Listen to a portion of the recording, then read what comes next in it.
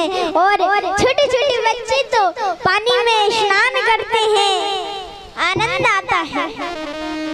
तो वर्षत हर्षत लोग सब करषत लखे न कोई। तो ऐसे इंद्र भगवान को मैं बारंबार प्रणाम करती हूँ। बोलो इंद्र भगवान की। और इंद्र भगवान से प्रार्थना करती हूँ, हे प्रभु इस पनवाड़ी ग्राम में वर्षा ही होती रहे, होती रहे। बोलो इंद्र भगवान की। कृष्ण कन्हैया लाल की।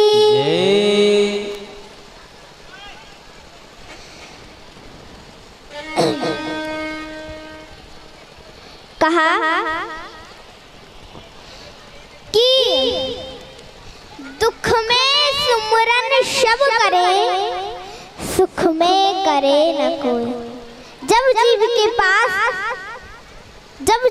पास सुख आ जाता है तो वो भगवान को भूल जाता है। जब जीव के पास सुख आ जाता है तो वो भगवान को भूल जाता है। और मंदिर में रखी हुई मूर्ति भी पत्थर की दिखने लगती है। मंदिर में रखी हुई मूर्ति भी पत्थर की दिखने लगती है। और जब जीव के पास दुख आ जाता है तो वो भगवान को याद करता है, वो भगवान को याद करता है। और मिट्टी के ढेले में भी साक्षात गणेश जी के दर्शन होने लगते हैं। साक्षात गणेश जी के दर्शन होने लगते हैं।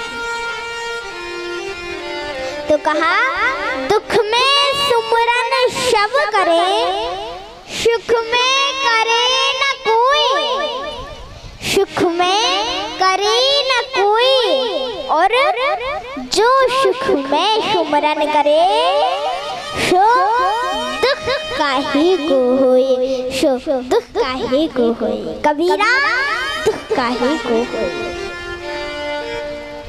तो कहा विपत्ति विपत्ति नहीं होती, संपत्ति संपत्ति नहीं होती।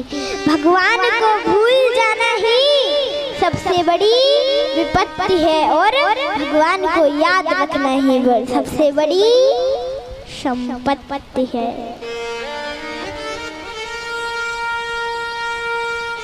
भगवान को याद करना ही सबसे बड़ी संपत्ति है।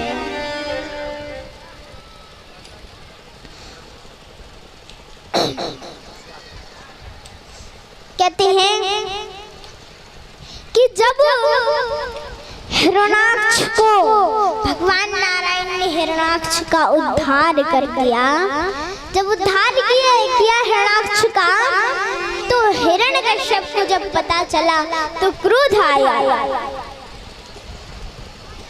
क्रोध आया, सोचा कि मैं नारायण से बदला जरूर लूंगा, मैं नारायण से बदला जरूर लूंगा। सोचा पहले शक्ति प्राप्त तो कर लूं, तपस्या तो कर लूं, तभी तो नारायण से बदला लूंगा। पहले तपस्या तो कर लूं, शक्ति प्राप्त तो कर लूं, तभी तो नारायण से बदला लूंगा। तो कहा कि अपनी पत्नी कयाधु से कहा, देवी, अपनी पत्नी कयाधु से कहा, देवी मैं तपस्या करने जा रहा हूँ, देवी मैं तपस्या करने जा रहा हूँ, बच्चों का, घर का, परिवार का ध्यान रखना, मैं तपस्या करने जा रहा हूँ। और कहा 10-20 महीने बाद लौटूंगा। तो कयाधु ने कहा ठीक है महाराज। और अब हिरण्यकश्यप तपस्या के लिए जंगल पहुंच गया, जंगल में तपस्या करने लगा। लेकिन जब देवताओं को पता चला, देवता दौड़े दौड़े अपने गुरु बृहस्पति के पास पहुंचे।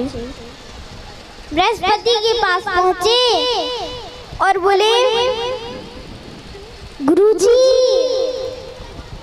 गुरुजी पता हिरण्यकश्यप तपस्या कर रहा है। बिना तपस्या के ही तो उसने हमारी नाक में दम कर रखा था, और यदि तपस्या कर ली तो हमारा जीना हराम कर देगा, हमें जीने नहीं देगा सुख से। तो गुरु बृहस्पति ने कहा कोई बात नहीं। गुरु बृहस्पति ने कहा कोई बात नहीं, मैं कोई उपाय ढूंढता। और गुरु बृहस्पति ने एक तोते का रूप धारण किया। तोते का रूप धारण किया और जाके जहां हिरण्यकश्यप तपस्या कर रहा था वहां पहुंच गए। गुरु बृहस्पति वहां पर पहुंच गए और हिरण्यकश्यप कहता, ब्रह्मणे नमः, ब्रह्मणे नमः, ब्रह्मणे नमः।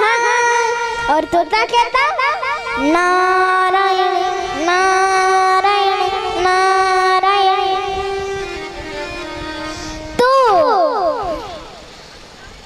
अब तो हिरण्यकश्यप को क्रोध आया कि मेरी तपस्या में कौन विघ्न डाल रहा है।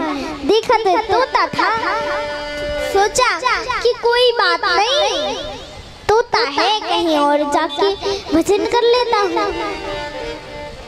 और किसी और पेड़ के नीचे जाके हिरण्यकश्यप तपस्या करने लगा। हिरण्यकश्यप कहता, ब्रह्मणे नमः, और तोता कहता, नारायण। अब तो हिरण्यकश्यप ने सोचा आज भजन करने का, तपस्या करने का मुहूर्त ही खराब है, आज तपस्या करने का मुहूर्त ही खराब है। और अब तो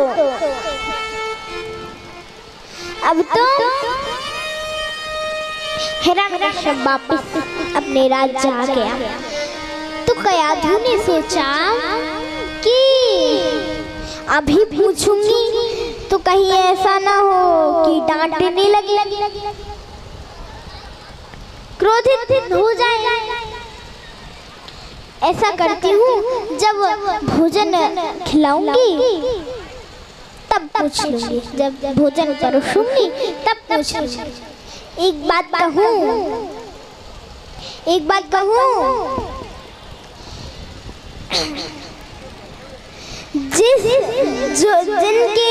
जिन माताओं के पति गुस्सेल होते हैं तो वो माता जी पता क्या करती हैं, जब कोई बात पूछनी हो ना तो जब भोजन बनाते समय ही पूछती हैं, भोजन परोसती है ना तभी पूछती हैं। क्योंकि जब भोजन बनाती हैं माताएं तो उनका दिमाग गर्म रहता है और उनके पति देव का दिमाग ठंडा रहता है।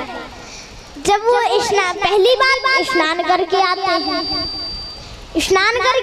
और दूसरी बार बहुत तेज भूख लगी होती है, इसलिए पतियों का दिमाग ठंडा होता है और पत्नियों का दिमाग गर्म होता है, क्योंकि वो आग के सामने खड़ी रहती है ना, इसलिए पत्नियों का दिमाग गर्म होता है।